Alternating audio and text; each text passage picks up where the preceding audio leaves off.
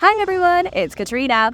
Was there a lost civilization in the Grand Canyon? And wait, was it Egyptian? And what about the Roman discoveries in the Americas? Here are some intriguing mysteries that scientists can't explain. Could Africa split in two?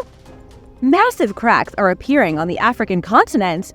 Cracks so humongous that scientists think Africa might split in half. But the reality behind the bizarre scientific theory is stranger than you might think. It's easy to forget as we go about our daily lives that the Earth beneath us is in constant motion. The continent you're on right now is nothing but a thin tectonic plate floating perilously on a large sphere of hot rock. That's a little oversimplified, but it's no less the truth. The tectonic plates we live on are constantly shifting, though it's very slow. It's the movement of these tectonic plates that destroy and create continents and build oceans and mountains. Normally, the movement of the Earth is so slow that nobody would ever see the birth of a new continent in their lifetime. But something strange happened in March 2018. A giant crack suddenly tore the ground asunder in southwestern Kenya. It was like a rift, splitting open the Earth. It was also huge, measuring a few miles long. A section of main highway between Nairobi and Narok was swallowed. Coincidentally, the crack formed in a place called the Kenyan Rift Valley.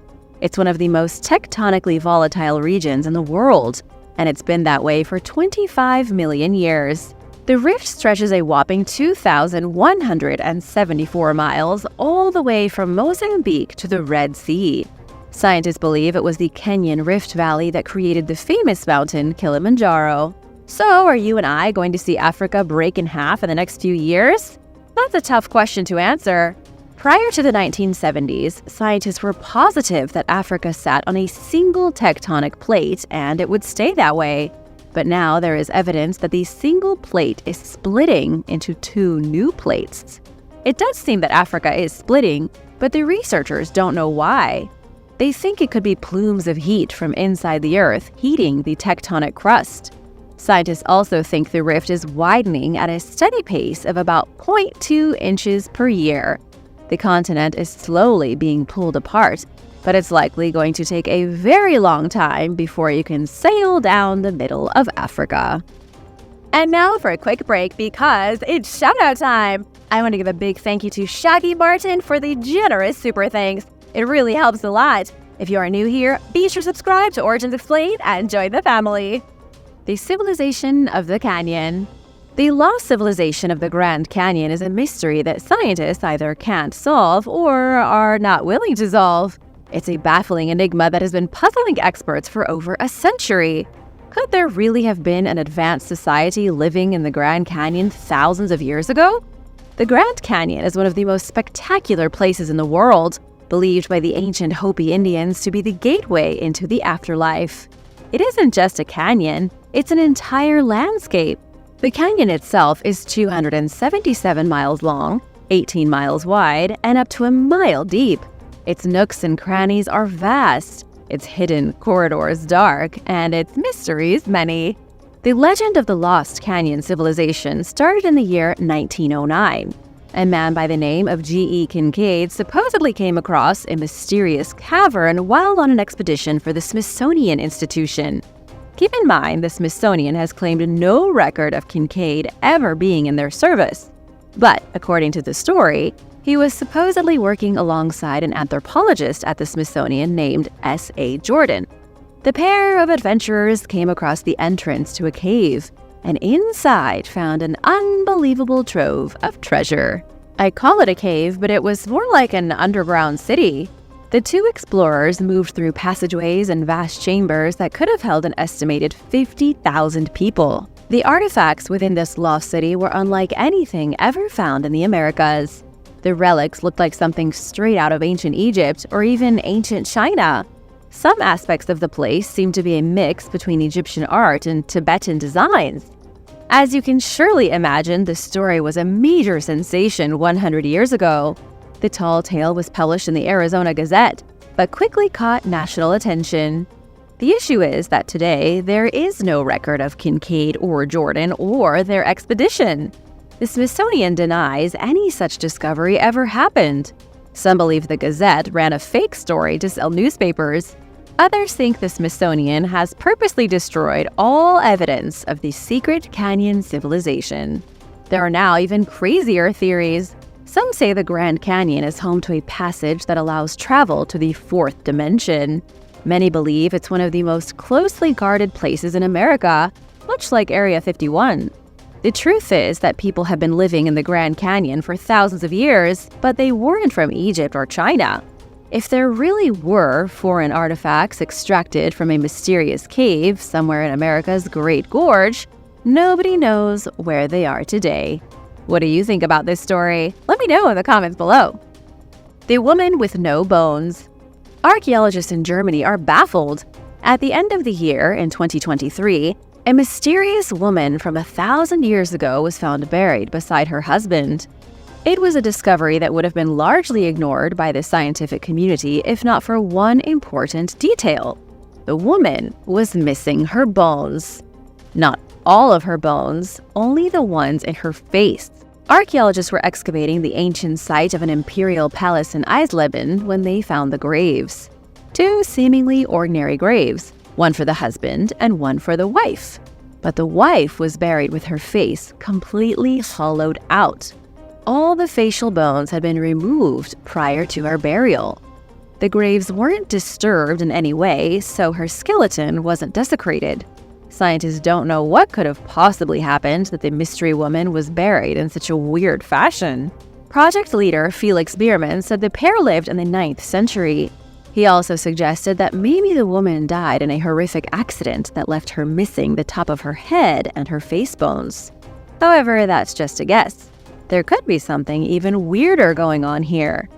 Archaeologists also think the couple was wealthy.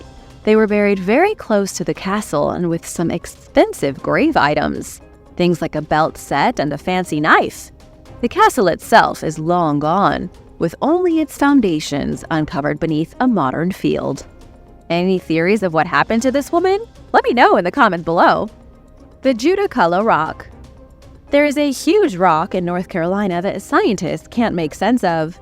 The enormous rock is high in the mountains of Jackson County. It's covered in mysterious petroglyphs that even the most skilled cryptographers have failed to decipher.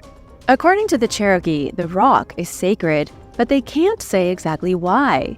It's been used in Native American ceremonies for centuries, but the origin of the rock has been lost to the mists of time. It's known as the Juda Rock, and it's one of America's most intriguing archaeological mysteries. Juda translates into English from the Cherokee language as slant-eyed giant.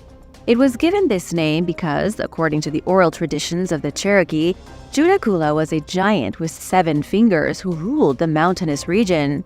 The gigantic stone was used to mark his territory. Anyone who passed beyond the stone and ventured into the mountain was going to end up food for the giant. Supposedly, he had superhuman strength and could fly. He also controlled the wind and brought down lightning from the heavens.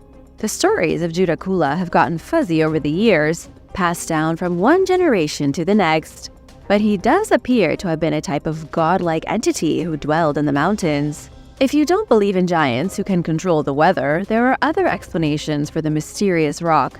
The best guess scientists have is that it was made by primitive humans 5,000 years ago. The stone itself is decorative with more than 1,500 petroglyphs. Each symbol is crammed against another, punctuated with what appear to be stick figures of people. The surface area of the stone is about 240 square feet, like a giant rock chalkboard. Another mystery is that there are no similar stones in the area.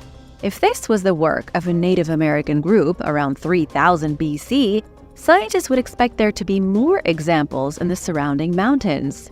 But this is the only stone of its kind in North Carolina.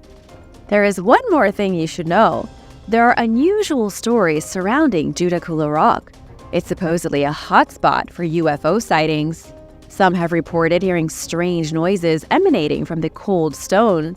There is also a rumor that the rock possesses electromagnetic anomalies, though scientists have never confirmed it. The Chernobyl Fungi. Something very unusual is going on at the Chernobyl nuclear power plant, and it isn't three-eyed fish or bloodthirsty mutant wolves. Scientists have discovered an extraordinary strand of fungi inside the Chernobyl complex that eats radiation.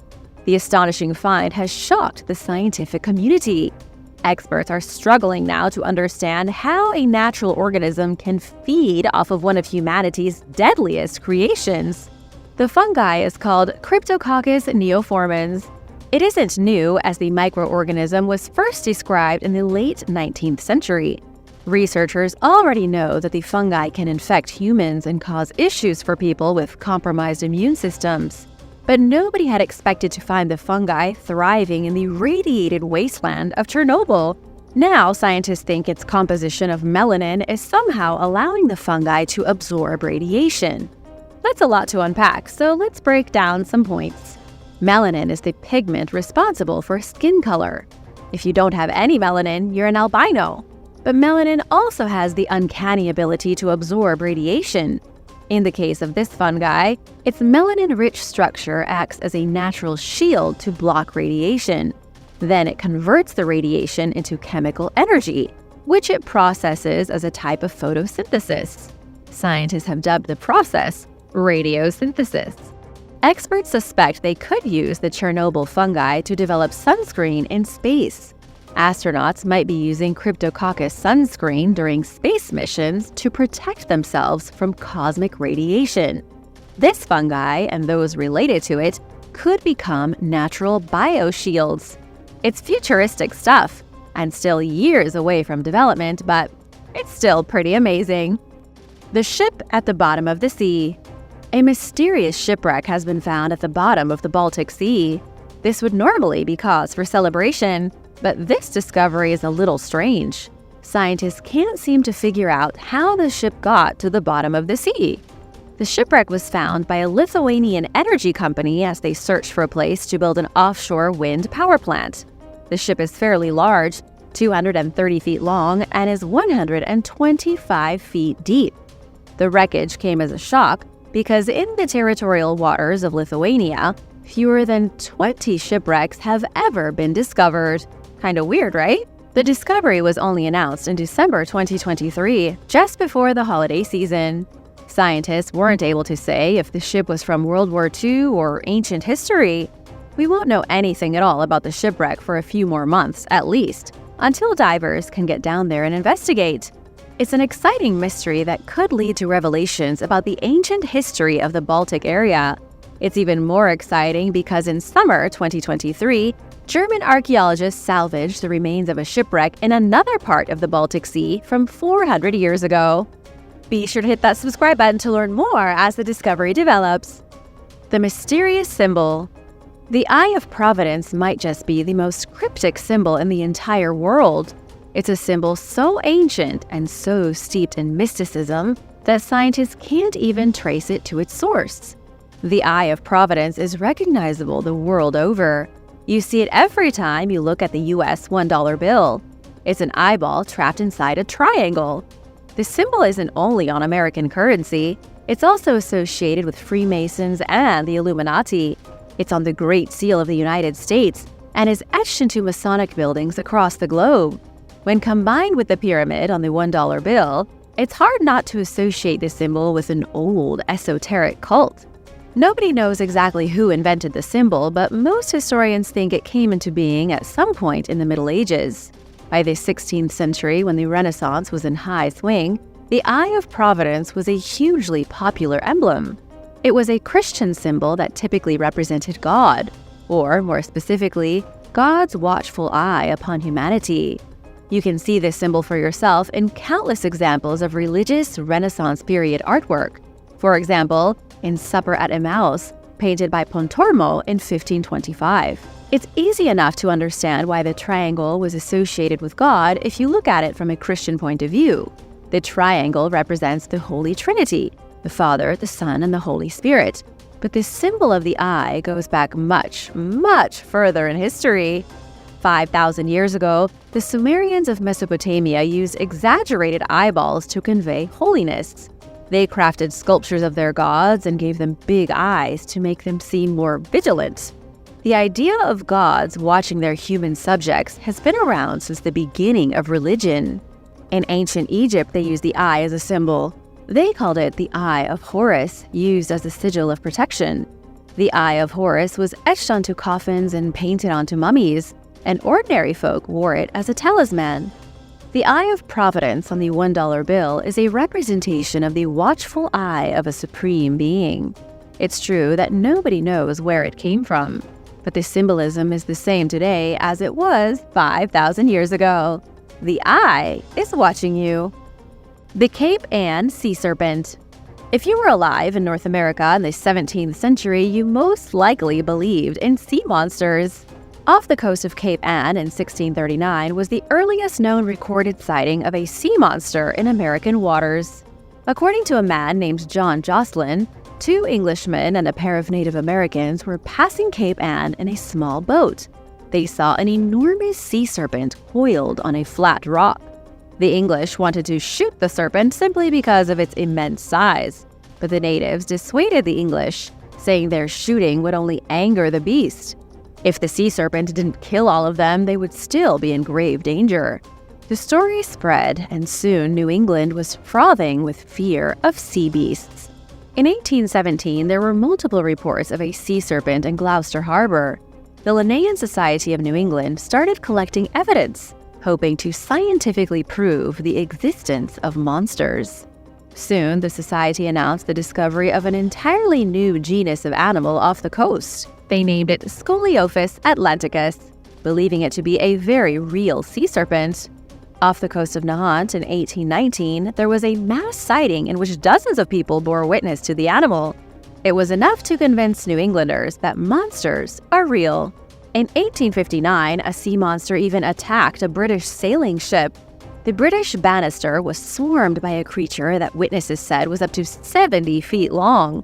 It moved in a serpentine fashion, was too quick to kill, and then disappeared in the water. But are these monsters really real? Modern scientists don't think so. Despite countless affidavits and seemingly endless reports of monster sightings, scientists don't think sea serpents ever lived off the coast of New England. What do you think about this? Do you think sea monsters really lurk in American waters, but maybe they went extinct before modern times? Or could there still be sea serpents unknown to the world at large? Let me know in the comments below. The Cave of the Painted Rock. 11,000 years ago, there were groups of civilized humans roaming the Great Plains of North America. But were there also groups of civilized humans roaming the Amazon jungle at the same time? Up until recently, scientists would have said, no way! Let me introduce you to a dark, damp, and ancient place. It's called Caverna da Pedra Pintada, also known as Painted Rock Cave in English. It's an archaeological site that was discovered in northern Brazil in 1990. American archaeologist Anna Roosevelt was the one who meticulously studied the clammy cavern for years, searching for signs of life. She found evidence of humans living in the cave 11,200 years ago. This challenged the previous notion that humans didn't settle in the Amazon until much more recently. The discovery of humans in a Brazilian cave also makes the whole story of the Americas a little baffling. How could humans be in the Great Plains and the Amazon at the same time as part of 2 totally different civilizations?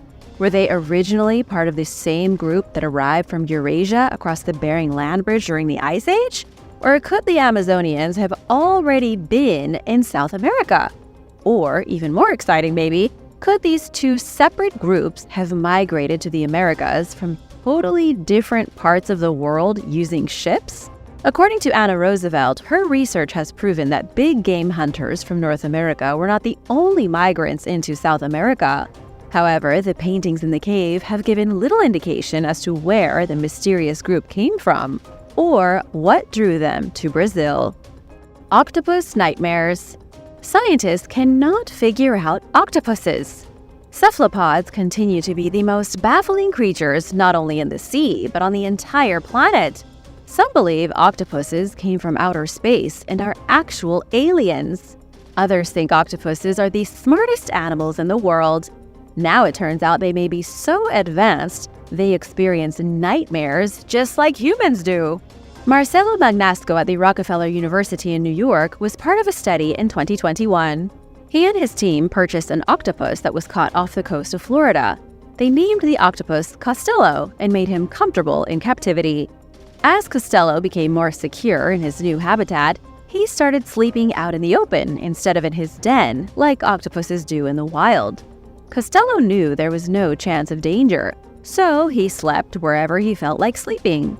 The whole time Costello was in his laboratory aquarium, Marcello and the other scientists were monitoring him with cameras. And that was when they made this shocking discovery. Costello, a Brazilian reef octopus, was captured on camera thrashing in a nightmare. He had defensive outbursts in his sleep, causing him to flail and shoot a defensive squirt of ink. Scientists think his nightmares could be caused by a traumatic incident when Costello lived in the wild. He suffered major damage to one arm and had two of his other arms almost entirely ripped off. He carries the scars of the battle on his body and apparently in his mind too. Scientists have no way of understanding exactly what's happening with Costello, but it does appear the octopus is traumatized and suffering from night terrors. If this is true, it places octopuses on a seriously high branch of evolution. These animals can experience trauma and then dream about it. Lost Nazi treasure. 50 miles south of Amsterdam is the small Dutch village of Ammeren. Early in May 2023, a group of archaeologists descended on the village with scientific instruments. They had a mechanical digger, a magnetometer, and other pieces of technology. They were hoping to uncover a treasure worth millions of dollars. The treasure was supposedly buried in Ammeren by the Nazis during World War II. 4 hours after the team arrived, they quit. Without finding a single jewel or precious stone, they packed up their tools and left. It was one of the shortest treasure hunts in modern memory. According to archaeologist Martin Bink, the team dug 3 holes, found nothing, and gave up. Now, why in the world would they go through all that trouble just to dig 3 holes and call it a day? It's because earlier in the year, the Dutch National Archives released a very interesting map. The map was drawn by a Nazi soldier in 1945. It was basically a Nazi treasure map, with X marking the spot in Ammeren. The archaeologists figured the map would lead them to the treasure. The map itself was known about this whole time, but was only recently declassified after 75 years. The map was part of a secret stash of documents, which also included the testimony of a German soldier. The soldier said a group of Germans looted a bank in the city of Arnhem in 1944. Then they buried their goods to keep the loot from the advancing Allies. The treasure was stowed in ammunition boxes and buried 2 feet beneath the shade of a poplar tree. As far as anyone knows, the treasure is still out there somewhere. Unfortunately, the poplar tree isn't there anymore to mark the spot. It could be hiding underneath a newly built playground, and nobody would have any idea. Secrets of the Templars. One of the most mysterious places in Britain is Royston Cave. If you haven't heard of it, don't be embarrassed. The mysterious subterranean lair is not a particularly famous name, not like Stonehenge. And yet this dark hole in the ground could be an extraordinarily important site for the extinct Knights Templar. Royston Cave was discovered after 300 years of being lost. In the summer of 1742, workmen digging the foundation for a bench at the local butter market struck a buried millstone. When the millstone was moved out of the way, the men were staring into the mouth of a forgotten cave. The millstone was like a boulder jammed into the entrance, sealing the deep shaft into the earth. They sent a small boy with a candle down into the depths to see what he might find. The whole town crowded around the hole, expecting the boy to come back with treasure. But that's not what happened. Inside the underground pit was a human skull, a few human bones, and walls engraved with haunting figures. The people in the 18th century had no idea what the cave was for. 3 centuries later, scientists are no closer to gaining an answer, though there are a lot of theories and lots of conspiracies. Cave manager Nikki Patton says what makes Royston so exciting is that it's still an enigma. There are no documents about its existence. The mysterious cavern isn't mentioned in a single book, nor illustrated in a single drawing. Nobody in the history of England wrote about it in their diary. There is no evidence of it at all. But creating the cave must have taken some serious work. It's covered in hundreds of bizarre carvings. There are images of saints along with pagan images, a fertility symbol called a Sheila na gig, a woman who might be Saint Catherine, and a random carving of a horse.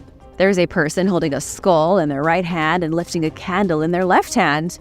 Maybe this place was used for Knights Templar initiation ceremonies. Although some have speculated maybe it was an underground playhouse used by children, just because of how creepy and poorly drawn many of the pictures are.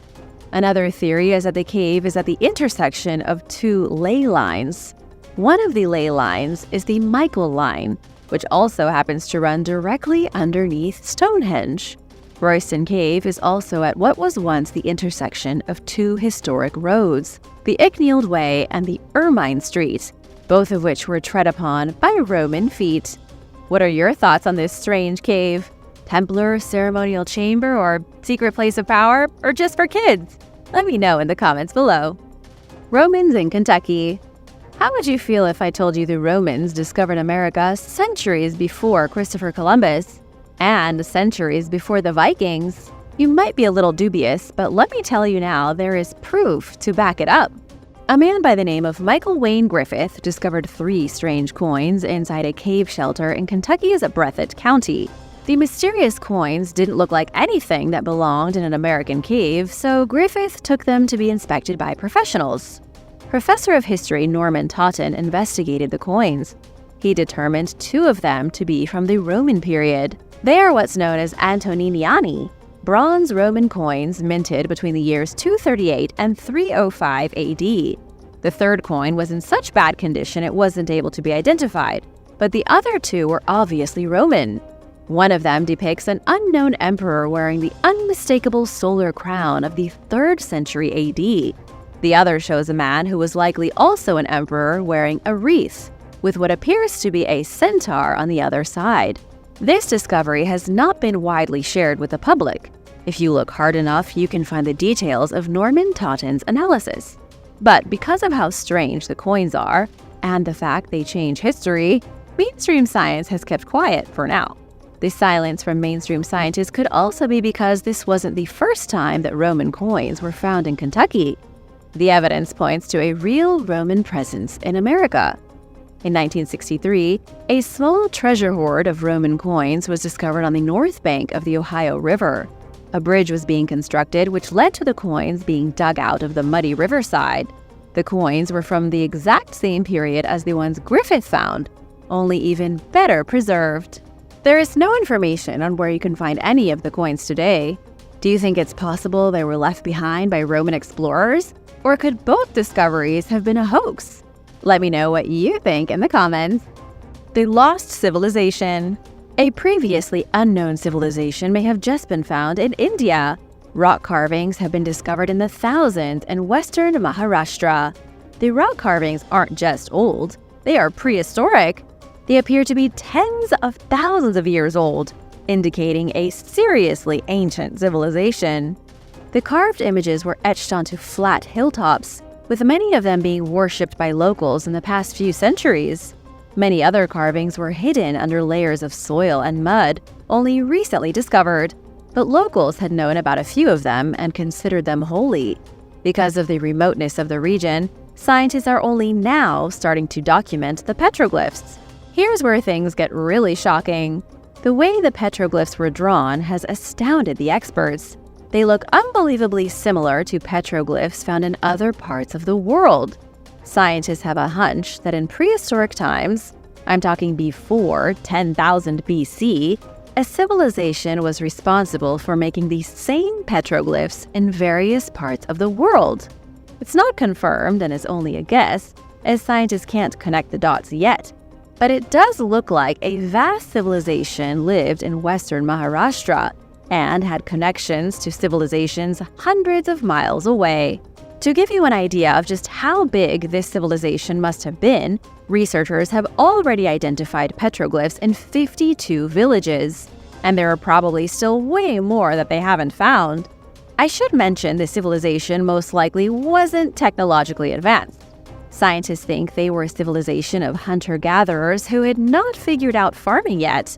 The petroglyphs mostly depict animals, sea creatures, and hunting scenes. Unsolved sightings. According to Pentagon officials, nearly half of all new UFO cases opened cannot be explained. This was the case in 2022. As we move now into 2024, it will surely be the case again for 2023. The U.S. government has been flooded with an unprecedented number of UFO encounters. Government scientists simply can't make sense of them all. The report that came out in January 2023 was unclassified by the Pentagon itself. It was a small report, only 11 pages. It also only gave away information the government is comfortable with the public knowing.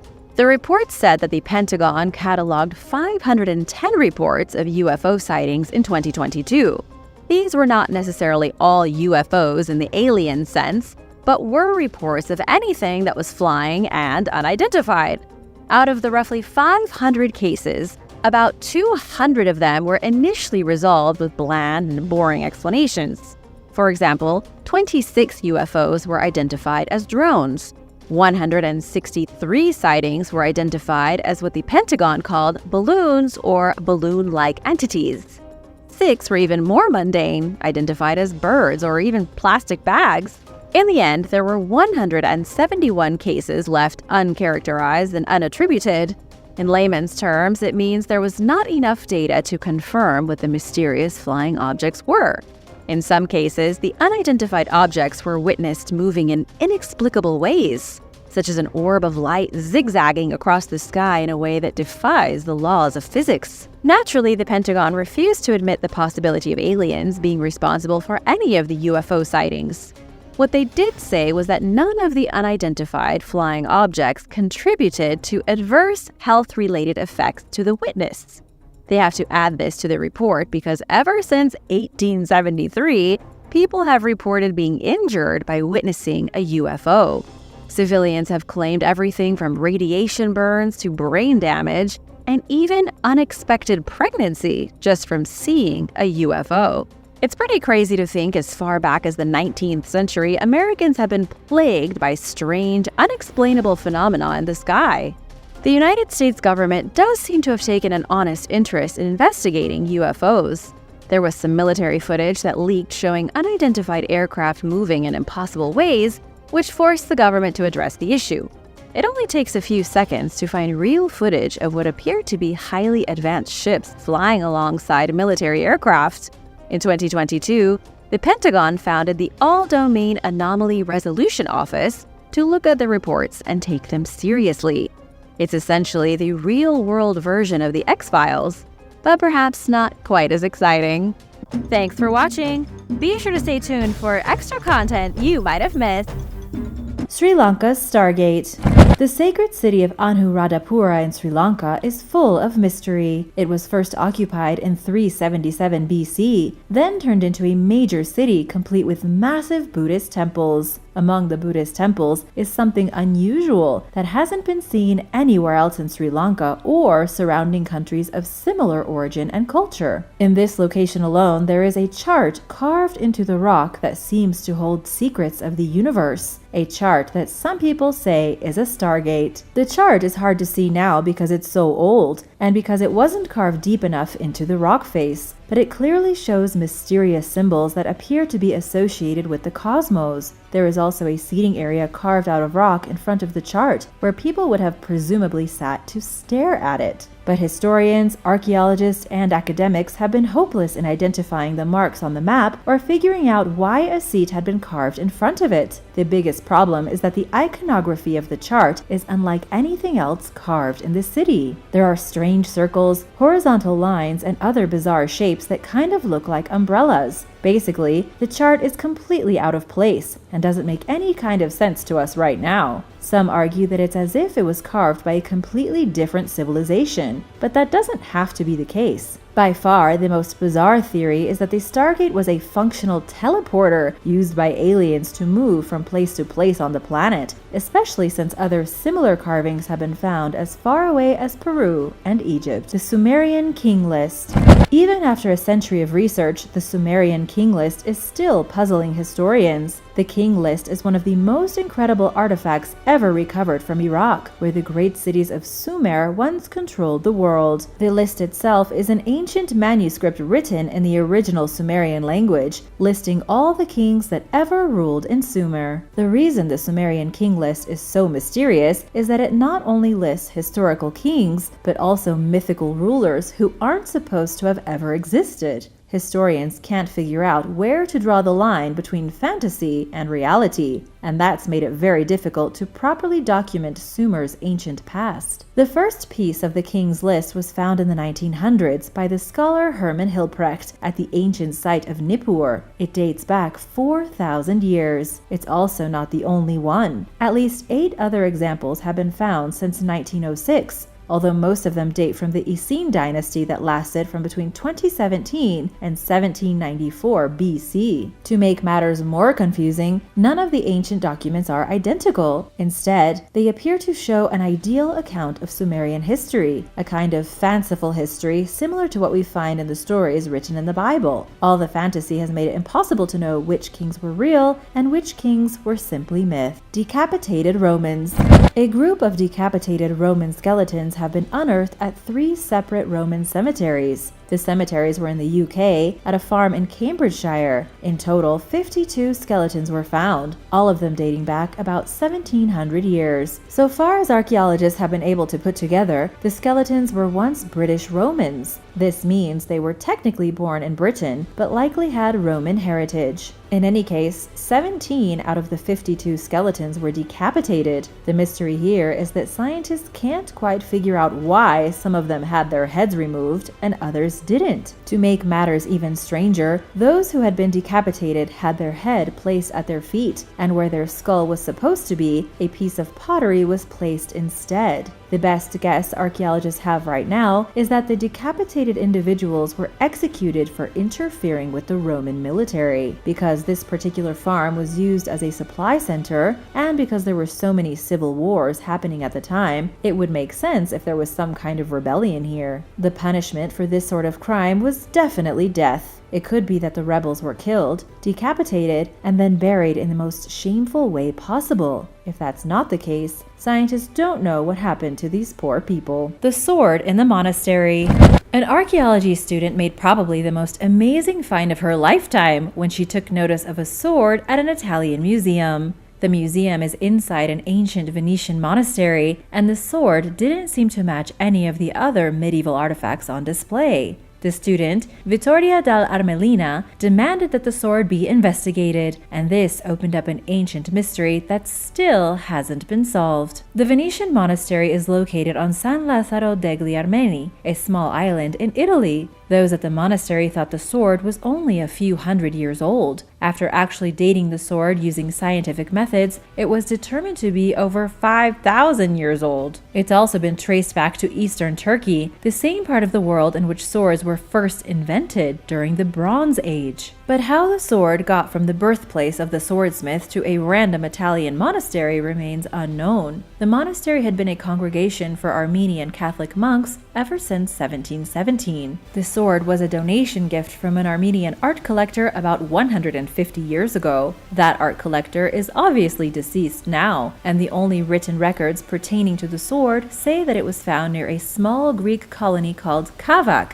located in eastern Turkey. No one knows who forged the sword, who owned the sword, or how it survived for so long, being passed between owners before arriving at the monastery. Works of the Old Men. Thousands of mysterious stone structures have been found throughout the Middle East, referred to in archaeological circles as the works of the old men. The stone structures form geometric patterns, often in the shape of wheels. Some of them date over 8,500 years, making them older than most other geoglyphs in the world, even the legendary Nazca lines in Peru. The works of the old men can be found scattered throughout the Azraq oasis in Jordan, and they seem to have some kind of astronomical significance. They may have been built to line up directly with the sunrise on the day of the winter solstice. but nobody really knows. The structures were first seen by pilots flying with the Royal Air Force in World War I. Mention of them first appeared in 1927 in the journal Antiquity, but even after all these years, archaeologists are still a bit stumped. Not only are there geoglyphs in the shape of wheels, but there are also shapes referred to as kites, which are stone structures that were built to funnel and kill animals, and pendants, which are lines of stone cairns. There are the remains of walls that don't seem to make any sense, lines of stone graves, and other mysterious structures that can't even be identified. They are all across Arabia, from Syria to Jordan and all the way down to Yemen. Some were even built as recently as 5,500 years ago, meaning for at least 3,000 years, the area was highly active. But why these geometric shapes were built, and how the ancient people could have possibly done it without having aerial capabilities, is still a mystery. The Maya extinction. One of the biggest mysteries surrounding the Maya civilization is the fact that they seemingly evaporated into thin air, seemingly overnight. Of course, it's not that simple. The decline was gradual, happening over the span of a few decades. Even before the Spanish ever arrived in North America, the Maya had pretty much vanished. There were still some of the Mayan people lingering, but their great cities were abandoned and their society was in ruins. What we know today is that drought seriously impacted Mayan civilization. There were 5 serious droughts throughout the history of the Maya that didn't seem to bog them down too much. But then, 2 devastating droughts in a row happened right before their civilization fell apart. By the year 1150, the Mayans were gone. The droughts that destroyed this once great culture went on from between 850 to 1000 AD. Over the course of 150 years, they went from boom to bust. There are some theories. Some believe that the Maya kingdom was too densely populated. They weren't prepared for a dramatic and fundamental change to the landscape. They had cities of over 100,000 people and had cut down forests and manipulated wetlands to create more room for farming and urbanization. They accidentally ruined their own agricultural success because of extensive deforestation. By the time these droughts came along, the Maya had ruined their environment. What happened next was a complete collapse of civilization, with not enough food to feed the bustling cities filled with people. But of course, this is just a theory. Archaeologists and historians still can't figure out why the people didn't eventually go back to the cities. They still don't know exactly what happened in Mexico and Guatemala over 1,000 years ago, and can only make educated guesses as to the fate of the Maya. Iron Age Spinal Miracle. During the Iron Age, a man took an arrow to the spine. He survived long enough for his bone to heal around the point of metal, when by all accounts, the horrific spinal injury should have killed him. During what must have been a fierce battle, he was shot in the back, and the bronze arrowhead lodged into one of his vertebrae. He also had fractured ribs, but it's unclear if he sustained both injuries at the same time. According to Svetlana Zviatko with the Queen's University Belfast, this person was extremely lucky to survive. Normally, a vertebral wound would damage the main blood vessels and result in an immediate death. Other than the fact that this warrior was incredibly hardy and basically unkillable, we don't know much more about him. He stood 5 feet 7 inches tall, a considerable giant for the Iron Age. The average height of a Scythian warrior was only 5 feet 4 inches. He was also buried in an impressive grave sometime around the 8th century BC in central Kazakhstan. This was the part of Central Asia dominated by the Scythians, powerful nomadic warriors, for hundreds of years until the 2nd century AD. Sadly, his grave had already been pillaged centuries ago. Archaeologists found nothing except his body and some other mysterious scattered bones. No one knows who this formidable and unkillable warrior once was. Hannibals Elephants.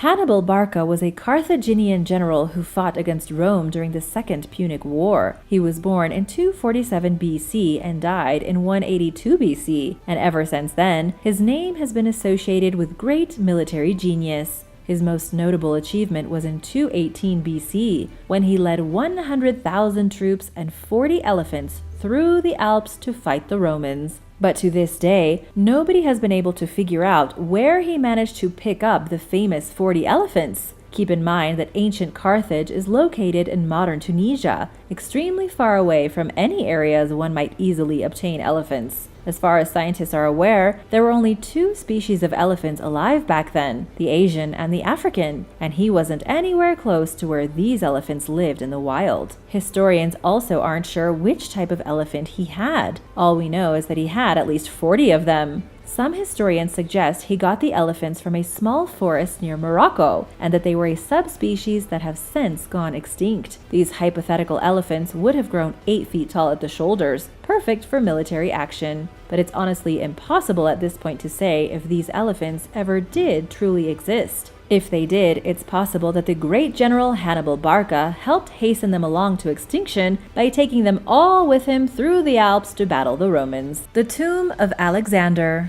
We have been searching for the tomb of Alexander the Great for hundreds of years, and while it's never been physically found, an Egyptian official recently claimed that it's located in Siwa, Egypt. The claim is a bit flimsy though, since it was made by the director of Siwa's tourism department, the one guy who would profit most from Alexander's tomb being in his region. He says that between 1995 and 1996, archaeologists found a temple from the Greco-Roman era that could contain the tomb. Unfortunately, the tomb hasn't actually been found in the temple. Instead, the director is simply insinuating that it's hiding somewhere inside. It's completely unverified, although definitely possible. Alexander the Great did visit the Siwa oasis while in Egypt, and the region is so secluded that it wouldn't be a big shock if it contained a lost tomb. The Siwa oasis is even home to the fabled oracle's temple, where Alexander was given confirmation by the oracle that he was indeed the son of Zeus. Roanoke's lost colony. In 1585, English settlers in the New World established a colony on the island of Roanoke in what is now North Carolina. All 115 settlers then mysteriously disappeared. To this day, archaeologists and historians have no idea what happened to them or why they vanished. It's actually one of the most enduring mysteries in the history of America. Archaeologist Martha Williams, along with others from the First Colony Foundation, found physical evidence that may help finally solve the enduring mystery. They discovered a secret message written on a very old map that seems to indicate the settlement split into different camps and were then assimilated into the local indigenous populations. Until now, most of the theories as to what happened to the colony have been pretty grim. Some say the colonists were wiped out by Native Americans, that hostile Spaniards killed them all, or that they were decimated by disease, famine, or even a deadly storm. But the information discovered on the map, which is currently housed at the British Museum in London, shows that the colonists may have actually separated and made 2 different forts away from the original settlement. When archaeologists went to these locations to see if the forts really had been built, they found several dozen shards of English pottery. This suggests that there were people living here. However, they seem to have been incorporated by the local indigenous population, abandoning their new forts and disappearing into history. Scotland's Stonehenge. Archaeologists are baffled by Scotland's very own Stonehenge site. The megalithic site is called the Ring of Brodgar, situated on the main island of Orkney in northern Scotland. It's a mysterious rock formation that has left scientists scratching their heads for years. The structure appears to form a natural amphitheater while being surrounded by a large earthen ditch. Only about half of the original 60 stones are still standing, and this site has been dated to anywhere from 1500 to 5500 years old. The curious truth is that according to Elaine Clark, the World Heritage Ranger for the site, experts just don't know the origins of the stones. They may have been erected in a huge circle as a type of prehistoric observatory. The stone circle could have been used as a site for rituals and for observing the solstices. Researchers aren't sure, making the Ring of Brodgar just as mysterious, if not even more mysterious, than Stonehenge to the south. The Pyramid Stones. The Egyptian pyramids at the Giza Plateau are some of the best engineering marvels in human history.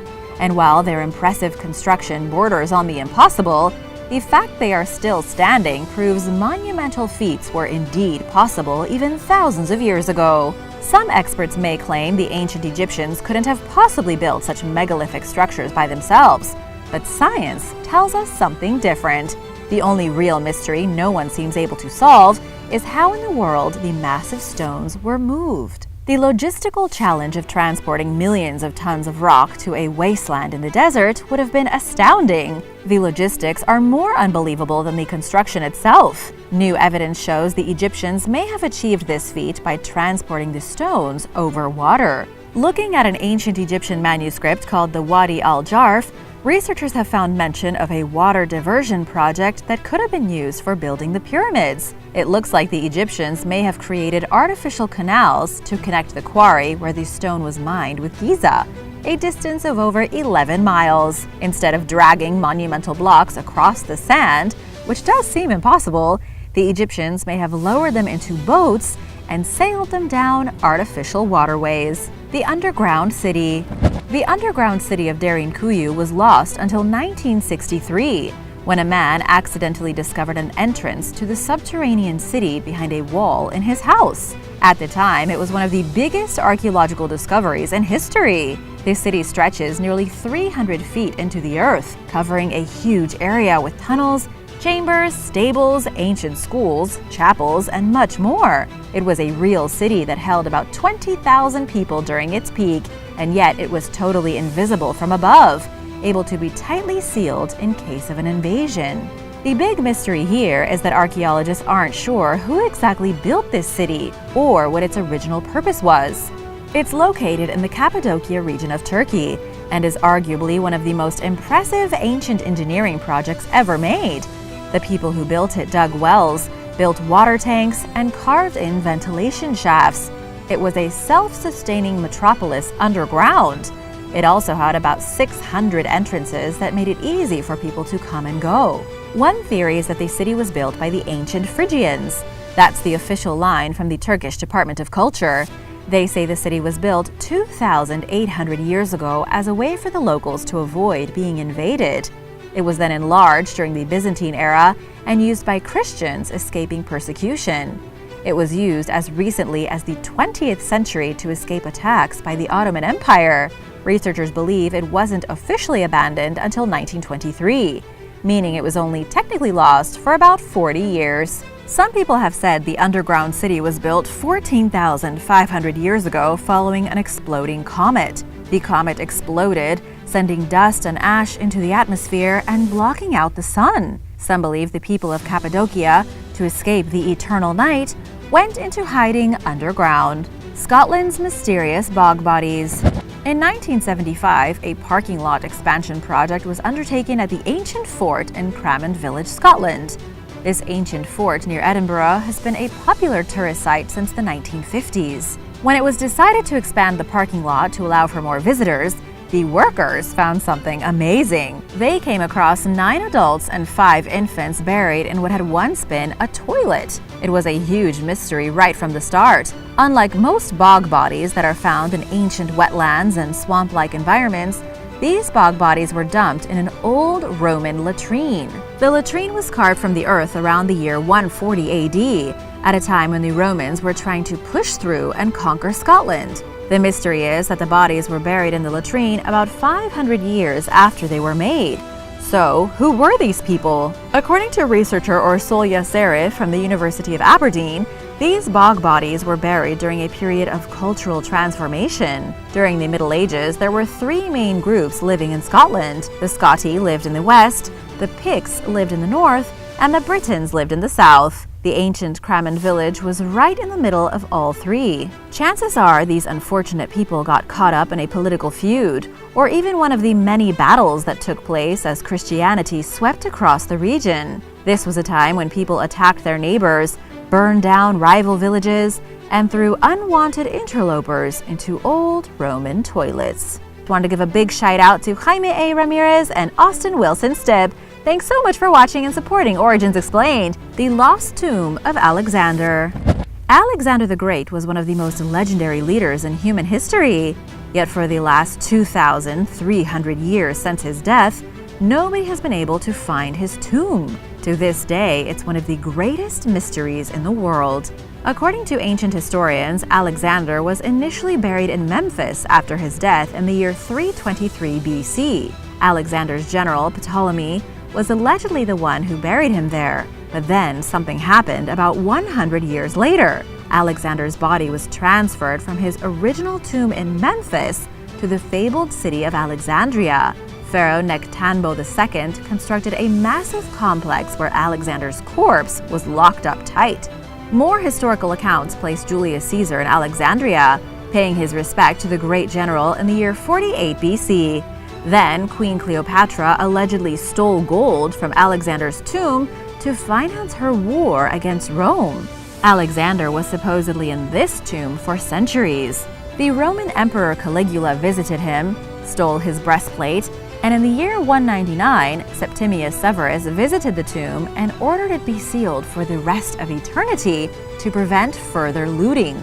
These days, no one knows where this tomb was located. We don't know if his body was moved again, and the remains of the tomb have never been discovered.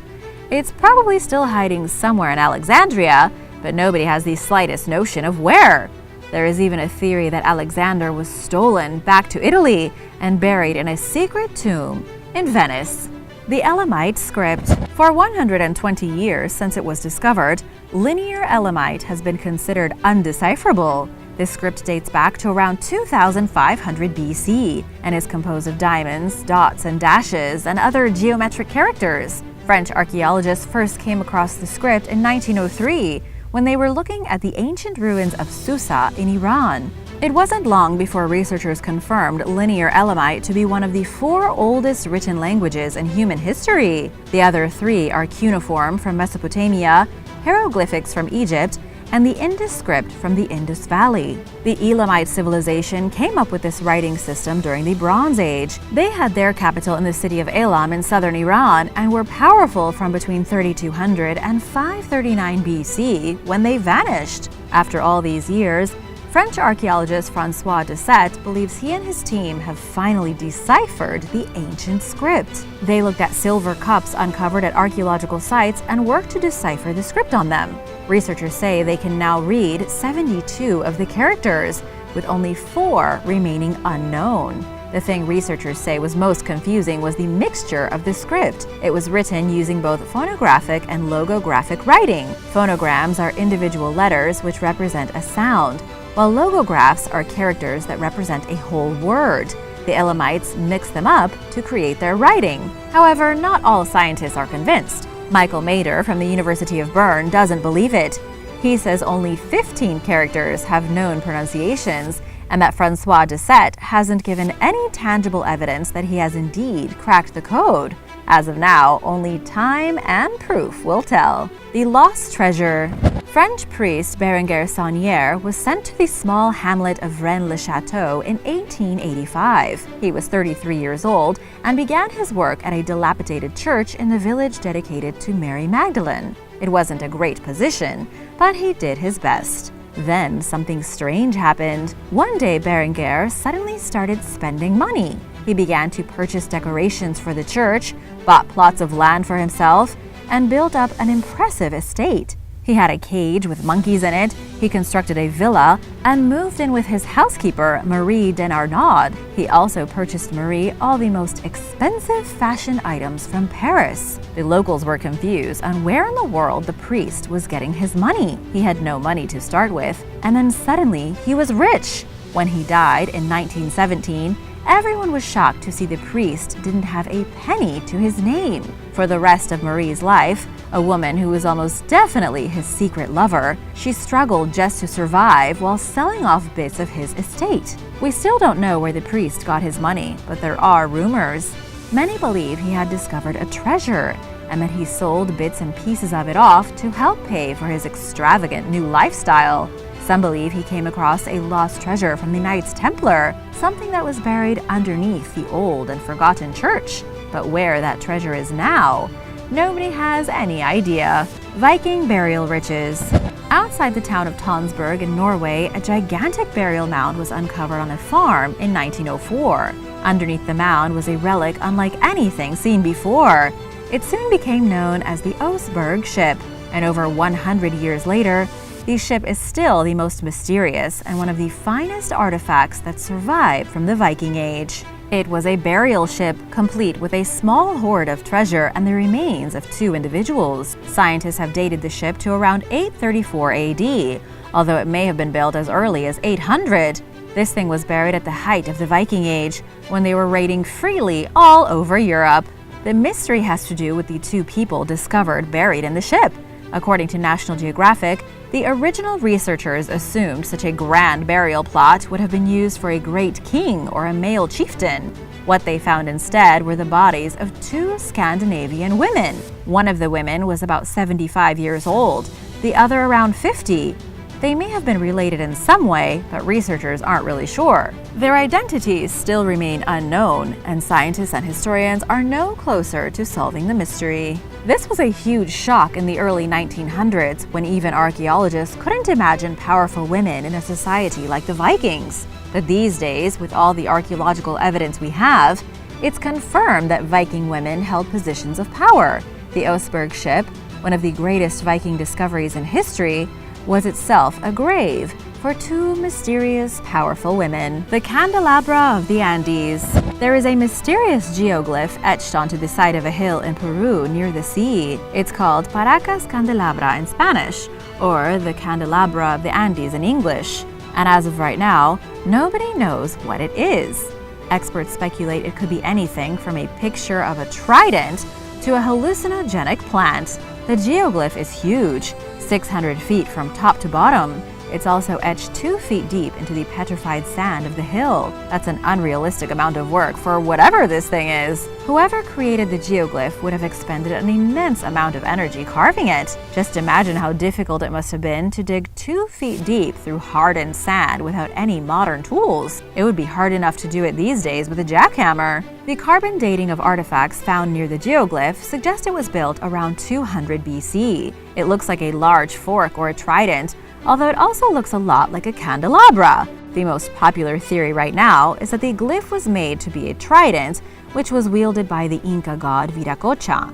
It may have been etched into the hill by an ancient people looking to gain the favor of Viracocha, but at the same time, others say it was carved into the hill as a kind of beacon for sailors trying to find their way home. The truth is that we don't know what it is, or who put it there. El Argar civilization. The ancient civilization of El Argar appeared mysteriously on the Iberian Peninsula in Spain thousands of years ago. It became the first society based on class. They were also the first civilization to have a legitimate parliament. This was a huge step in the early Bronze Age, and something that didn't come into play in a lot of other civilizations for centuries to come. El Argar appeared around 2200 BC, thrived for 650 years, and then collapsed suddenly and mysteriously in 1550 BC. Whatever happened, it was quick. Almost without any warning, they were just gone. Archaeologists have been struggling to figure out why, with one of the most popular theories being that they depleted their natural resources. This likely tanked their economy and threw the society into civil turmoil. El Argar was ruled by the elite class who controlled the mining, sale, and use of metallic products. In the Bronze Age, metal was not an easy thing to come by. Those at the top of the ladder controlled the workforce, the importation and development of metals, and who was allowed to even have metal objects. What researchers believe happened is that they ran out of metal right around the time they had a disgruntled workforce. The people were tired of being pushed around, and a civil war potentially broke out, destroying the whole civilization. Thanks for watching. Be sure to subscribe if you haven't already, and I'll see you next time. Bye!